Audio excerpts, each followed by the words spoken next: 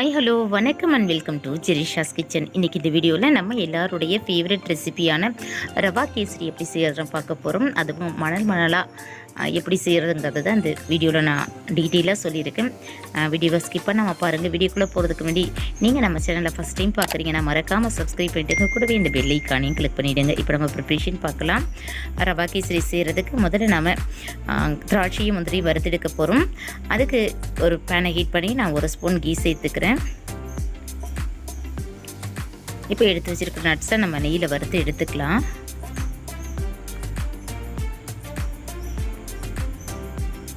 Flame லோவாக வச்சுட்டு இதை வறுத்து எடுத்துடலாம். முந்திரி திராட்சை இதெல்லாம் நல்லா வறுத்துருச்சு. இப்போ இதை நான் வேறொரு பாத்திரத்துக்கு ட்ரான்ஸ்ஃபர் பண்ணிக்கிறேன்.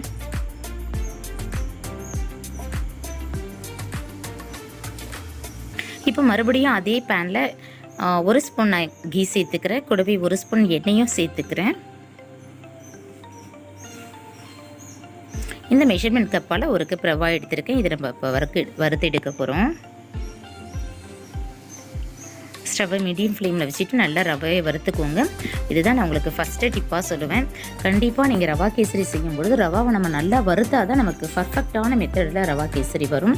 ஸோ ரவாவை நல்லா வறுத்து எடுத்துக்கோங்க. அது நல்ல வாசனை வர அளவுக்கு இதை நம்ம வறுத்து எடுத்துக்கணும். ஸோ ரவா நல்லா வறுந்து வந்துடுச்சுங்க. இப்போ நான் வேறு பாத்திரத்துக்கு மாற்றிக்கிறேன்.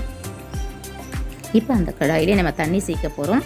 1 கப் மாவுக்கு 3 கப் அளவுக்கு தண்ணி எடுத்துக்கணும். அதுக்கு மேலே சேர்த்திங்கனாலும் ஒரு மாதிரி ரொம்ப லிக்விடாக ஒரு மாதிரி ஆகிடும், ரவா கஞ்சி மாதிரி ஆகிடும். குறைச்சி சேர்த்திங்கனாலும் அந்தளவுக்கு பர்ஃபெக்டாக இருக்காது. ஸோ 1 கிளாஸ் ரவைக்கு 3 கிளாஸ் அளவுக்கு நான் தண்ணி எடுத்துக்கிறேன். டேஸ்ட்டுக்கு ஒரு பிஞ்ச் அளவு உப்பு சேர்த்துக்கிறேன். உப்பு சேர்க்கும்போது நமக்கு டேஸ்ட் வந்து நல்லாயிருக்கும். இப்போ தண்ணி நல்லா கொதிச்சு வந்துடுச்சு. இப்போ நம்ம ரவாவை சேர்க்க போகிறோம். அதே போல் இதை நான் செகண்ட் டிப்பாக சொல்லுவேன். கண்டிப்பாக ரவா கேசரி நம்ம செய்யும்பொழுது தண்ணி நல்லா கொதித்த பிறகு தான் ரவையை சேர்க்கணும். அப்போ தான் நமக்கு வந்து அந்த பர்ஃபெக்டான பதத்தில் வரும். ஸோ ரவையை சேர்த்து கட்டி விடாமல் நல்லா இதை மிக்ஸ் பண்ணி விட்டுக்கோங்க. ரவா சேர்க்குற நேரத்தில் நீங்கள் ஸ்டவ்வை லோ ஃப்ளேமில் கூட வச்சுக்கலாம். இதே போல் நல்லா கொதிச்சு வரணும். நம்ம சேர்த்த தண்ணி எல்லாமே சுண்டிடுச்சு. ரவை கூட நல்லா வெந்து வந்திருக்கு. இப்போ இதில் நம்ம சுகர் சேர்க்க போகிறோம். நான் 1 கப் ரவைக்கு 2 கப் அளவுக்கு சுகர் எடுத்திருக்கேன். நீங்கள் விரும்புகிற அளவுக்கு சர்க்கரையை சேர்த்துக்கோங்க. உங்கள் டேஸ்ட்டுக்கு ஏற்ற சர்க்கரையை சேர்த்துக்கோங்க. இப்போ சர்க்கரையை சேர்த்து நம்ம கலந்து விட போகிறோம். சர்க்கரை சேர்க்கும் பொழுதும் பார்த்தீங்கன்னா கண்டிப்பாக லைட்டாக அங்கங்கே கட்டி பிடிக்கும். ஸோ ஸ்டவ்வை கொஞ்சம் லோ ஃப்ளேமில் வச்சுட்டு இதை நல்லா கலந்து விட்டுக்கோங்க. சர்க்கரை மெல்ட்டாக நமக்கு லிக்யூடாக ஆகிடும். இது கொஞ்சம் நேரத்தில் பார்த்திங்கன்னா இது வேக நமக்கு மறுபடியும் அந்த திக்கான கன்சிஸ்டன்சிக்கு வந்துடும்.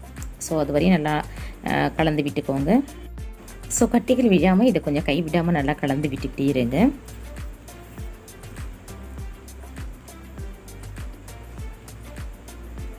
பார்க்கும்போதே உங்களுக்கு தெரியும், ரவையெல்லாம் பார்த்தீங்கன்னா லிக்விடாக இருந்தாலுமே கொஞ்சம் அப்படியே தனித்தனியாக தெரிகிற மாதிரி தான் இருக்குது.